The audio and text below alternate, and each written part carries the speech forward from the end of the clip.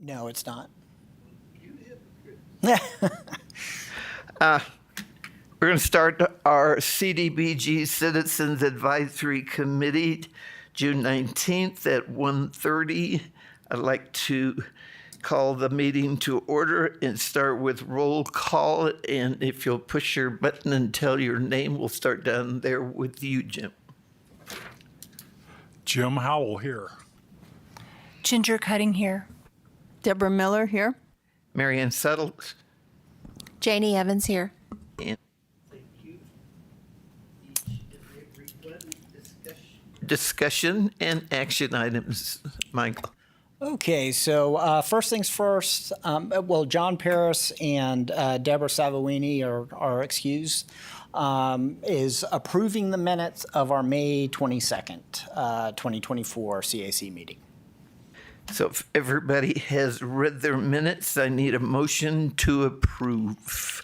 I move to approve the minutes from May 22nd. May 22nd. And a second. I'll second that. It's been moved in second. All those in favor, raise your hand. Minutes are approved. Okay, great. So short meeting today. This is our last chance to go over the annual action plan, which will be presented to City Council next Tuesday at a voting session. Hopefully everyone has had plenty of time to go through the annual action plan. If there's any suggestions, if there's grammar mistakes, anything like that, now would be the time to let me know so I can fix it. So once we do that, we'll go into staff announcements. And I'd like the committee to think of, before we get there, as we do this meeting, any possible future agenda items they would like this committee to discuss or bring up. So I'll ask that question again once we get to staff announcements, but just something to consider, especially for the committee members that have been on this committee. Information that I could bring forward in a committee that might be good to know for the new members. Okay.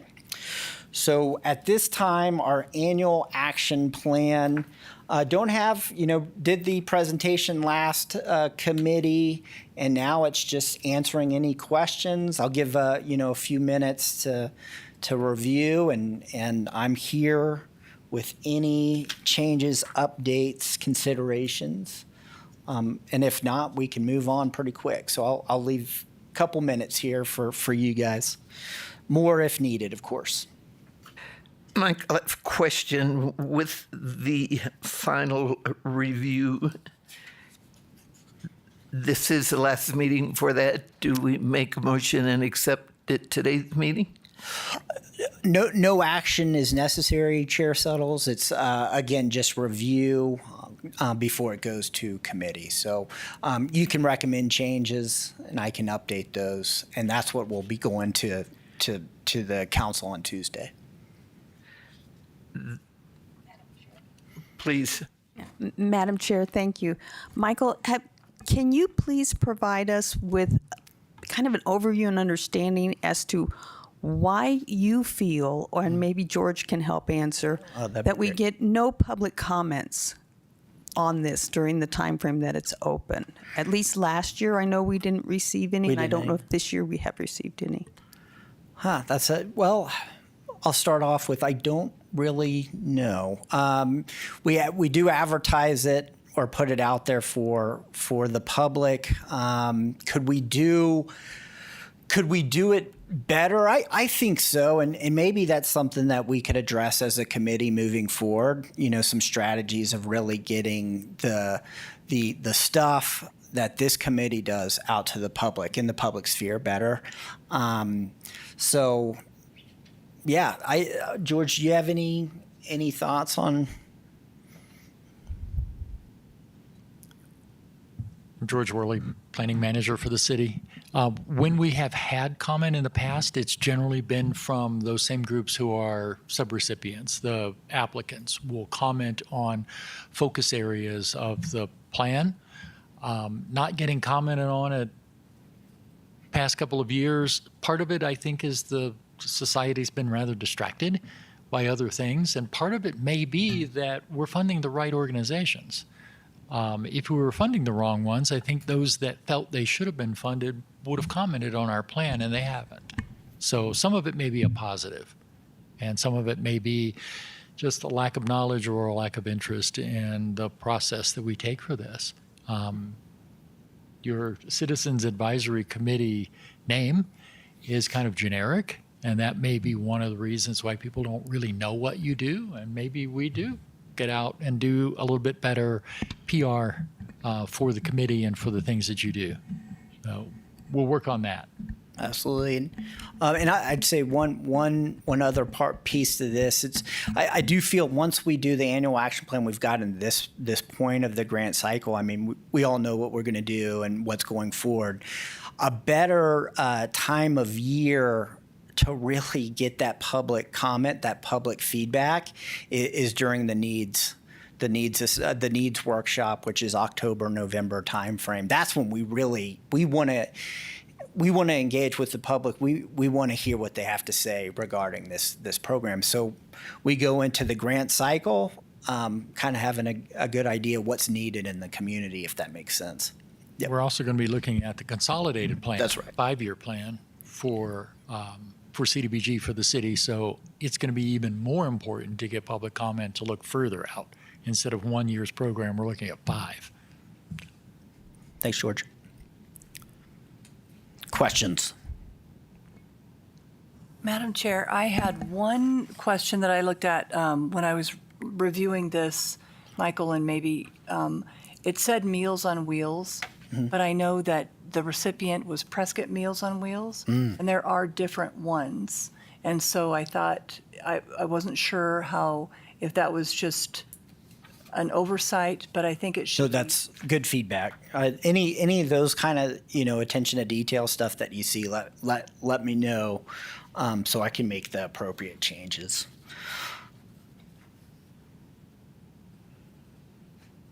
I did change some dates in there. If you look at page 4 and 5, I think a couple of the subject titles were 2023. I changed those to 2024. I don't know if you see that in yours. Might still be 2023 in the one that you're looking at.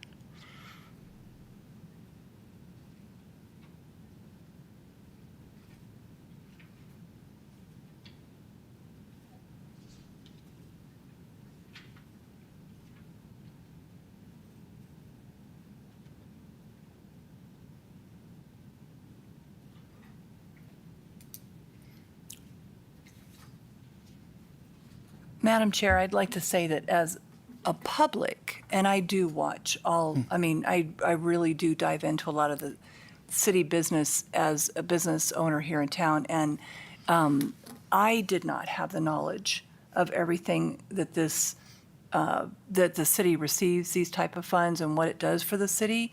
And now having that knowledge, I'm able to share it with my clients and people coming into the area. And I think that is, and I think I discussed this at the last meeting, I think that it really does need to be elevated to because this is a wonderful benefit to our a lot of our low-income people in the city of Prescott, as well as our retirees and veterans. And I think that I just think it should be elevated, because so often we hear from the public and it's always, we don't have this, or we don't have that, or we don't have this, or we need this. And this is something that we're just doing. Mm-hmm. So I think it's really an important thing to elevate that. With that comment, do you have a suggestion or two? I am a fan of video media.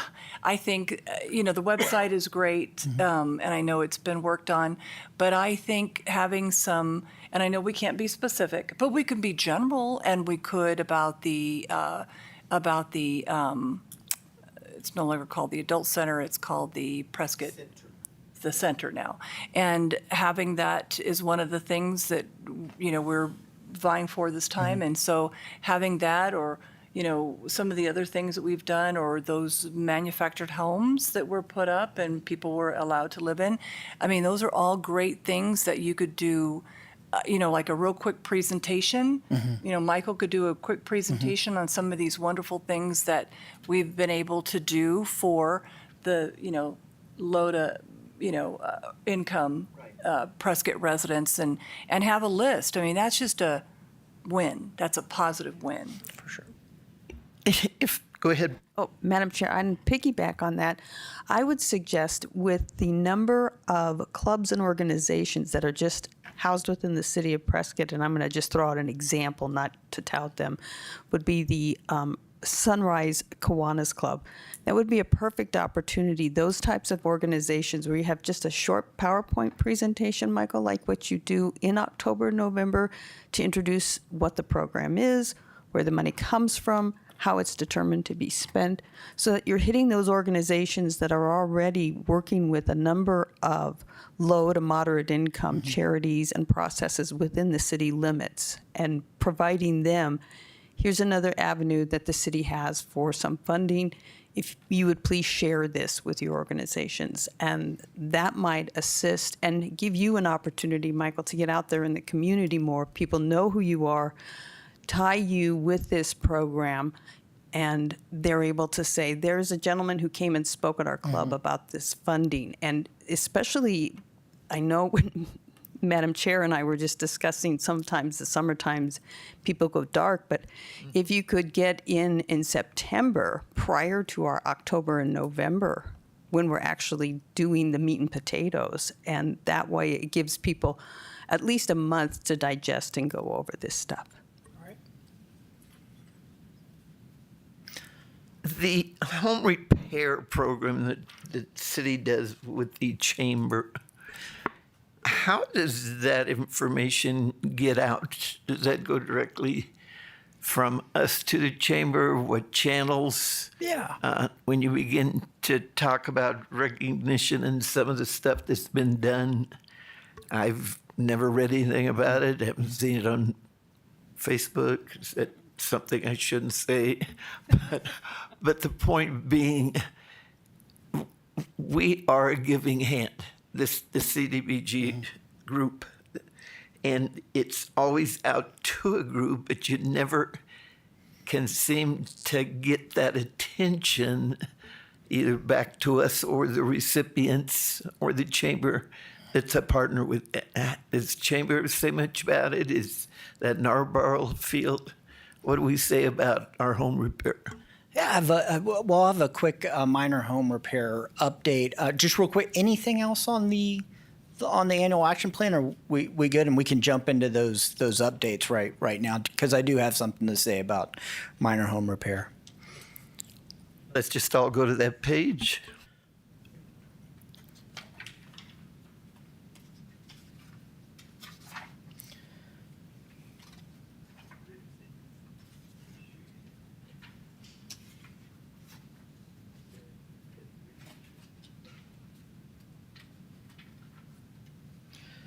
Michael, that's pretty much what we've had in previous years, correct? Right. That's haven't done much in changes except the year part of it. right. And then again this year with minor home repair, we're funding them quite a bit, which is great. And the other the part of funding minor home repair as much as we did this year, which was like $70,000.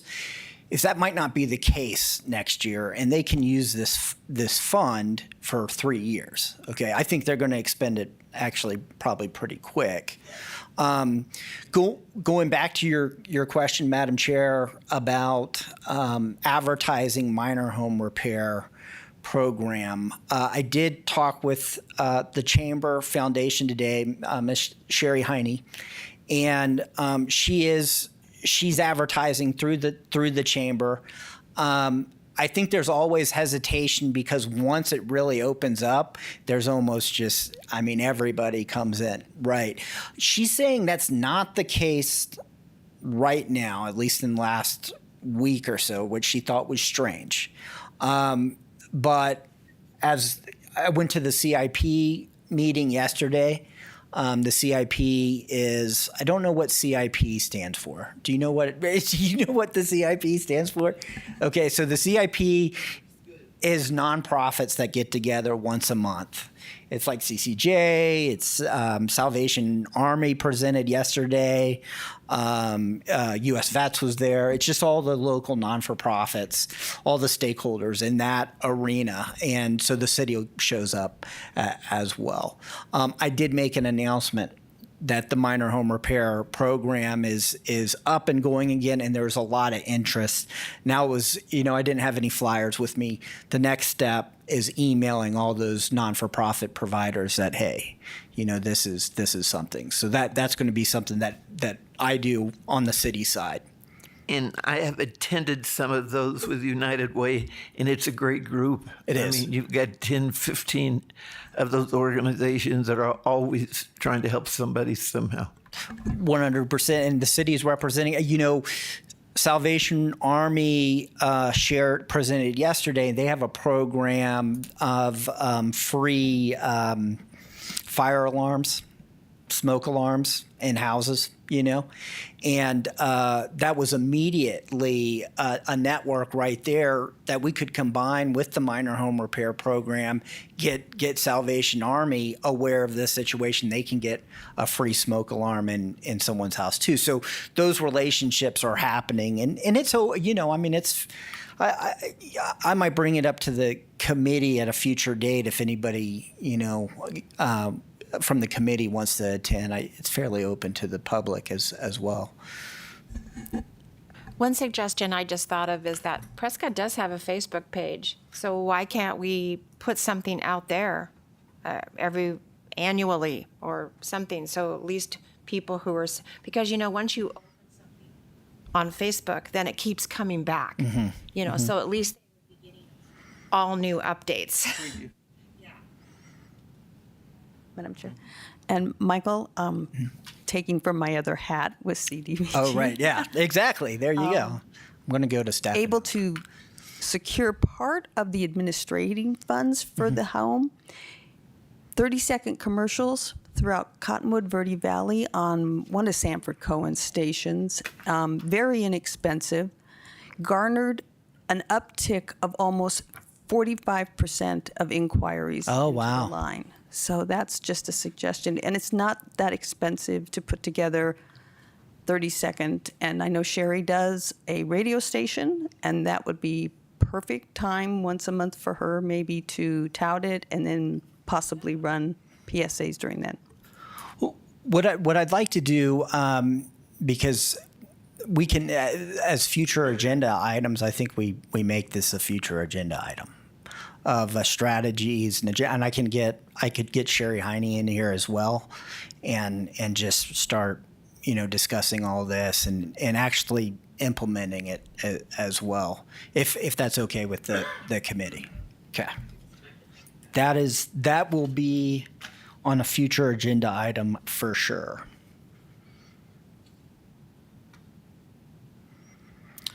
Anything, just any other corrections to the annual action plan? If not, I can move. I do have staff announcements.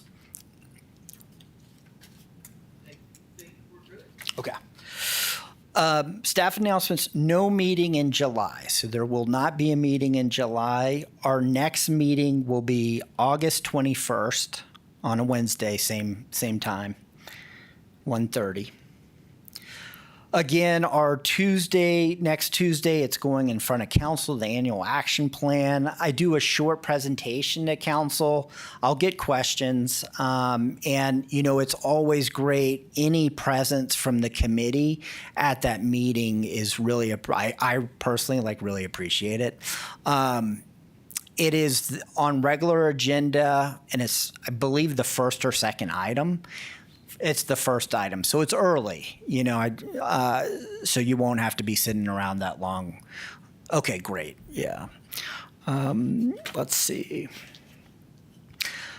Another update that I have is regarding our Prescott Cares, and this might be a future agenda item as well.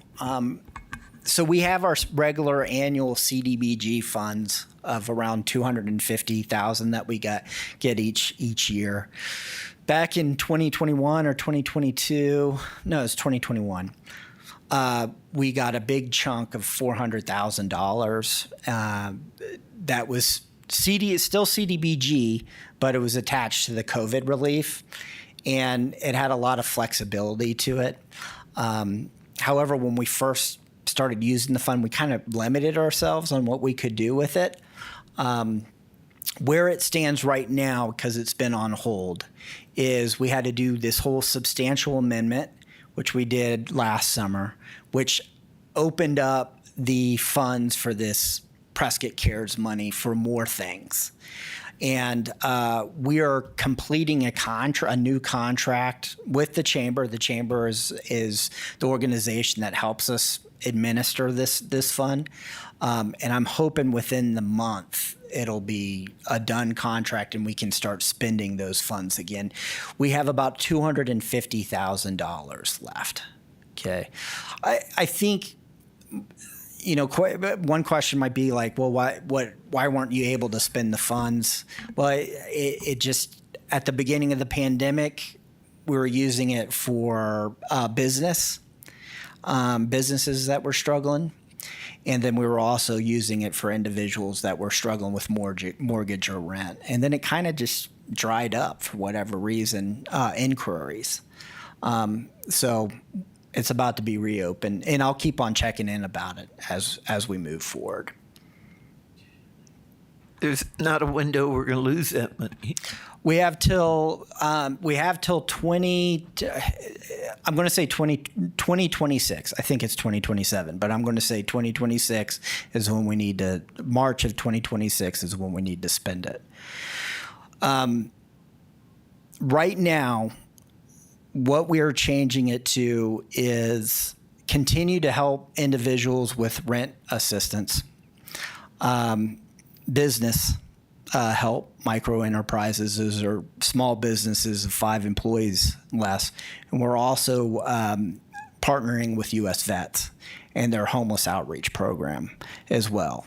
That was probably the biggest chunk of this funding, like $120,000 is going towards U.S. Vets and what their homeless outreach day center is, their operations. Madam Chair, what is the criteria for using those funds?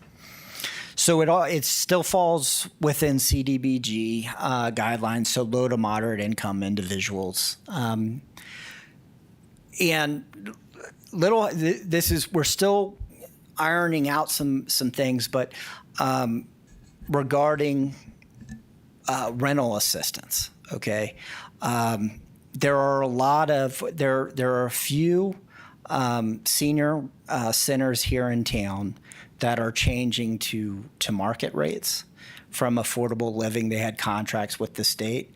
So there's some folks that are about to lose their rental homes. Okay, we might be able to help those folks with this money. So usually these are elderly folks on fixed income. So we're still looking at that, but that's an option of what we can do with this money to have kind of a major impact for folks that are trying to age in place and losing affordable rents. So, Madam Chair, the 150 that it was spent in 2021, 2022, when you say that it helped small businesses, and I understand that, I was working throughout that time period myself, but what was the criteria on that, and what was the mortgage criteria? Because being in real estate, I mean, I understand people when they couldn't make the income to make their mortgage. However, the market was way up. Yeah, and that's a good point. Folks who couldn't make a mortgage payment or had a change in life because of what they suffered through COVID certainly had the opportunity to sell and move into another situation. You know what I'm saying? Right. Oh, yeah, It wasn't absolutely. like it was 2007, 8 when we all, carried Kleenex everywhere we Yes. went. It was completely a different market. And I would be curious as to what the criteria is, because not being able to pay your mortgage, there's other alternatives. Right. What I can do with that regarding Prescott Cares and it's starting back up. And I wasn't there when it was first going.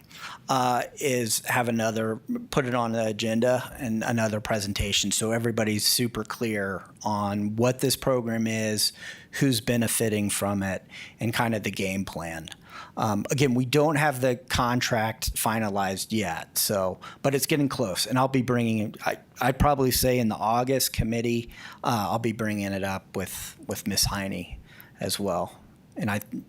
So good question. Absolutely.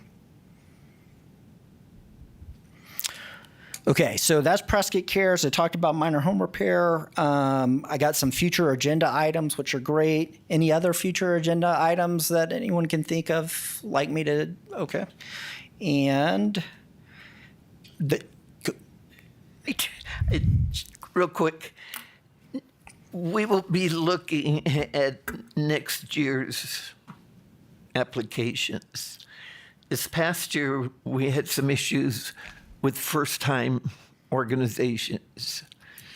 They weren't quite, how am I going to say this politically, ready to apply and have all those checks done.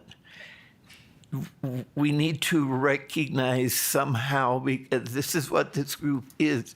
This was to be starter money for some of these organizations, get them going, and they would come out better. We had 2 or 3 this last year that were first time and didn't do as well. How would you like to present to us, or you to present to these organizations, that we need to work with these first-time applicants?